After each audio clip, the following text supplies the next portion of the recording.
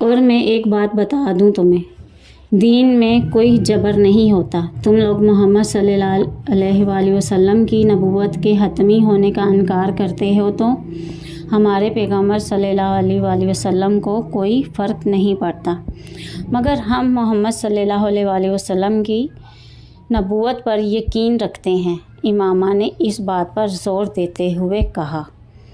تو پھر ہم بھی انجیل پر یقین رکھتے ہیں، اسے الہامی کتاب مانتے ہیں، حضرت عیسیٰ علیہ السلام کی نبوت پر یقین رکھتے ہیں۔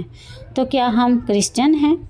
اور ہم تو حضرت موسیٰ علیہ السلام اور حضرت داؤد علیہ السلام کی نبوت پر بھی یقین رکھتے ہیں۔ تو کیا ہم یہودی ہیں؟ تحریم نے کچھ تمسخر سے کہا، لیکن ہمارا دین اسلام ہے، کیونکہ ہم محمد صلی اللہ علیہ وآلہ وسلم کے پیروکار ہیں، اور ہم ان پیغمبروں پر یقین رکھنے کے باوجود نہ عیسائیت کا حصہ ہیں نہ یہودیت کا، بلکہ اسی طرح تم لوگوں کا نبی ہے، کیونکہ تم اس کے پیروکار ہو۔ ویسے تم لوگ تو ہمیں بھی مسلمان نہیں سمجھتے، ابھی تم اصرار کر رہی ہو کہ تم اسلام کا ایک فرقہ ہو، جبکہ تمہارے نبی اور اس کے بعد آنے والے تمہاری جماعت کے تمام لیڈرز کا دعویٰ ہے کہ جو مرزا کی نبوت پر یقین نہیں رکھتا وہ مسلمان ہی نہیں ہے۔ تو اسلام سے تو تم لوگ تمام مسلمانوں کو پہلے ہی خارج کر چکے ہو۔ ایسا کچھ بھی نہیں ہے۔ میں نے ایسا کب کہا ہے؟ امامہ نے قدرے لڑکھڑاتے ہوئے لہجے میں کہا۔ تو پھر تم اپنے والدین سے ذرا اس معاملے کو ڈسکس کرنا، وہ تمہیں خاصی اپ ڈیٹ انفارمیشن دیں گے اس بارے میں۔ تمہارے مذہب کے خاصے سرکردہ رہنما ہیں وہ، تحریم نے کہا، اور یہ جو کتابیں تم ہمیں پیش کر رہی ہو انہیں خود پڑھا ہے تم نے؟ نہیں پڑھا ہوگا، ورنہ تمہیں پتہ ہوتا ان سرکردہ رہنماؤں کے بارے میں۔ جویریہ تحریم کی اس ساری گفتگو کے دوران خاموش رہی تھی، وہ صرف کن اکھیوں سے امامہ کو دیکھتی رہی تھی۔ اللہ تعالیٰ کہتا ہے کہ محمد صلی اللہ علیہ وآلہ وسلم اس کے آخری نبی ہیں، اور میرے پیغمبر صلی اللہ علیہ وآلہ وسلم اس پر گواہی دیتے ہیں کہ وہ اللہ کے آخری نبی ہیں، اور میری کتاب مجھ تک یہ دونوں باتیں بہت صاف، واضح اور دو ٹوک انداز میں پہنچا دیتی ہے۔ تو پھر مجھے کسی اور شخص کی نبوت اور اعلان کی ضرورت نہیں ہے، سمجھی؟ تحریم نے اپنے ایک ایک لفظ پر زور دیتے ہوئے کہا۔ بہتر ہے تم اپنے میرے مذہب کو زیر بحث لانے کی کوشش نہ کرو۔ اتنے سالوں سے دوستی چل رہی ہے، سو چلنے دو۔ جہاں تک تمہارے گھر نہ آنے کا تعلق ہے تو ہاں یہ بالکل ٹھیک ہے کہ میرے والدین کو تمہارے گھر آنا پسند نہیں ہے۔ یہاں اسکول میں تم سے دوستی اور بات ہے، بہت سے لوگوں سے دوستی ہوتی ہے ہماری، اور دوستی میں عام طور پر مذہب آڑے نہیں آتا، لیکن گھر میں آنا جانا کچھ مختلف چیز ہوتی ہے۔ انہیں شاید میری کسی عیسائی یا یہودی یا ہندو دوست کے گھر آنے جانے پر اعتراض نہ ہو، لیکن تمہارے گھر جانے پر ہے، کیونکہ وہ لوگ اپنے مذہب کو مانتے ہیں، وہ اپنے آپ کو مسلمان نہیں کہتے، جس مذہب سے تعلق ہوتا ہے وہی بتاتے ہیں۔ اور یہ بھی حقیقت ہے کہ جتنا تم لوگوں کو ناپسند کیا جاتا ہے اتنا ان لوگوں کو نہیں کیا جاتا، کیونکہ تم لوگ صرف پیسے کے حصول اور اچھے مستقبل کے لیے یہ نیا مذہب اختیار کر کے ہمارے دین میں گھسنے کی کوشش کر رہے ہو، مگر کرسچن، ہندو یا یہودی ایسا نہیں کرتے۔ امامہ نے بے اختیار اسے ٹوکا۔ کس پیسے کی بات کر رہی ہو تم ہماری فیملی کو جانتی ہو، ہم لوگ شروع سے ہی بہت امیر ہیں، ہمیں کون سا روپیہ مل رہا ہے اس مذہب میں رہنے کے لیے؟ ہاں تم لوگ اب بڑے خوشحال ہو، مگر شروع سے تو ایسا نہیں تھے۔ تمہارے دادا مسلمان مگر غریب آدمی تھے، وہ کاشتکاری کیا کرتے تھے اور ایک چھوٹے سے काश्तकार थे। रबुआ से कुछ फासले पर इनकी थोड़ी बहुत ज़मीन थी।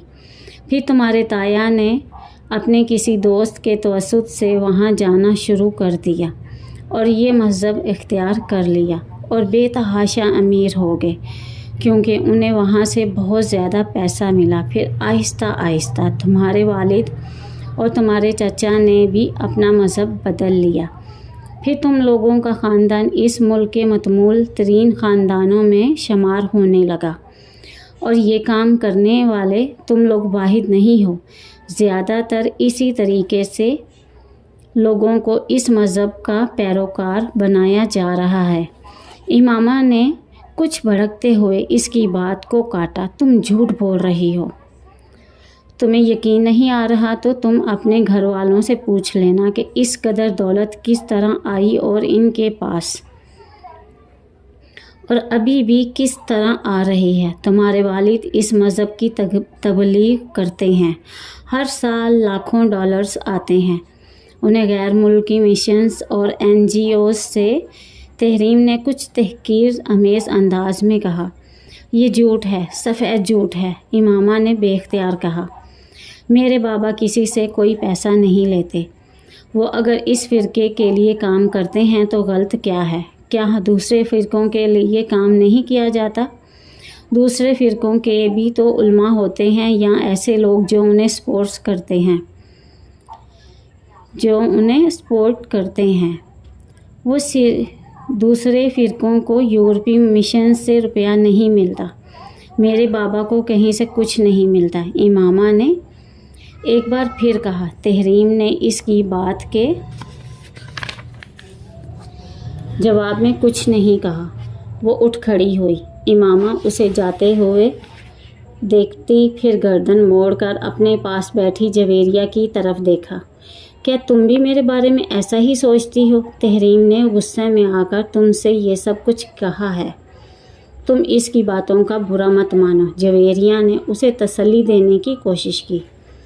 तुम इन सब बातों को छोड़ो, आओ क्लास में चलते हैं, ब्रेक ख़त्म होने वाली है। जवेरिया ने कहा तो वो उठकर खड़ी हो गई।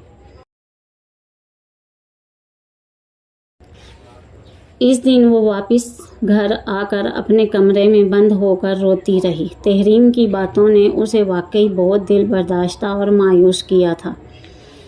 हाशिम बिन अहमद इस दिन शाम को ही ऑफिस से घर वापस आ गए थे। वापस आने पर उन्हें सलमा से पता चला कि इमामा की तबीयत ख़राब है। वे इसका हाल अहवाल पूछने इसके कमरे में चले आए। इमामा की आंखें सूजी हुई थी। हाशिम मुबीन हैरान रह गए। क्या बात है इमामा? उन्होंने इमामा के करीब आकर पूछा। वो उठकर बैठ गई और कुछ बहाना करने की बजाय बेख्तियार रोने लगी। हाशिम कुछ परेशान हो गए, करीब बेड पर बैठ गए।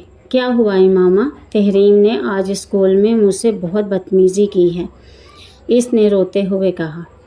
हाशिम मुबीन ने बेख्तियार एक इत्मीनान भरी सांस ली। फिर कोई झगड़ा हुआ है तुम लोगों में? बाबा आपको नहीं पता इसने मेरे साथ क्या किया है, इमामा ने बाप को मुतमिन होते हुए देखकर कहा। बाबा इसने वो बाप को तहरीम के साथ होने वाली तमाम गुफ्तगू बताती गई।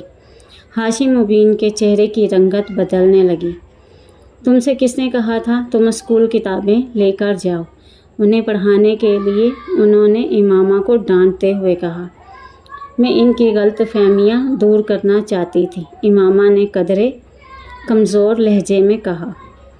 तुम्हें ज़रूरत ही क्या थी किसी की गलतफहमी दूर करने की? वो हमारे घर नहीं आती तो ना आए। हमें बुरा समझती हैं तो समझती रहें, हमें इससे क्या फ़र्क पड़ता है? हाशिम मुबीन ने उसे समझाते हुए कहा।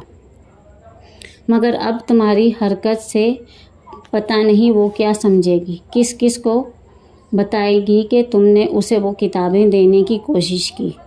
खुद इसके घर वाले भी नाराज़ होंगे। इमामा हर एक को ये बताते नहीं फिरते कि तुम क्या हो, ना ही अपने फ़िरके के बारे में बहस करते हैं। अगर कोई बहस करने की कोशिश करे भी तो हाँ में हाँ मिला देते हैं, वरना लोग खामखा फजूल तरह की बातें करते हैं और फजूल तरह के शुबहात में مبتلا ہوتے رہتے ہیں، انہوں نے سمجھایا۔ مگر بابا، آپ بھی تو بہت سارے لوگوں کو تبلیغ کرتے ہیں، امامہ نے کچھ الجھے ہوئے انداز میں کہا۔ پھر مجھے کیوں منع کر رہے ہیں؟ میری بات اور ہے، میں صرف انہی لوگوں سے مذہب کی بات کرتا ہوں جن سے میری بہت بے تکلفی ہو چکی ہوتی ہے، اور جن کے بارے میں مجھے یہ محسوس ہو کہ ان پر میری ترغیب اور تبلیغ کا اثر ہو سکتا ہے۔ میں 2-4 دن کی ملاقات میں کسی کو کتابیں بانٹنا شروع نہیں ہو جاتا، ہاشم مبین نے کہا۔ بابا، ان سے میری دوستی 2-4 دن کی نہیں ہے، ہم کئی سالوں سے دوست ہیں، امامہ کو اعتراض ہوا۔ ہاں، مگر وہ دونوں سید ہیں اور دونوں کے گھرانے بہت مذہبی ہیں، تمہیں یہ بات ذہن میں رکھنی چاہیے تھی۔ میں نے تو صرف انہیں اپنے فرقے کے بارے میں بتانے کی کوشش کی تھی تاکہ وہ ہمیں غیر مسلم نہ سمجھیں، امامہ نے کہا۔ اگر وہ ہمیں غیر مسلم سمجھتے ہیں تو بھی ہمیں کیا فرق پڑتا ہے، وہ خود غیر مسلم ہے، ہاشم مبین نے بڑی عقیدت سے کہا۔ وہ تو خود گمراہی کے راستے پر ہیں۔ بابا، وہ کہہ رہی تھی کہ آپ کو غیر ملکی مشنز سے روپیہ ملتا ہے، NGOز سے روپیہ ملتا ہے تاکہ آپ لوگوں کو ہمارے فرقے کے پیروکار بنائیں۔ ہاشم مبین نے تنفر سے گردن کو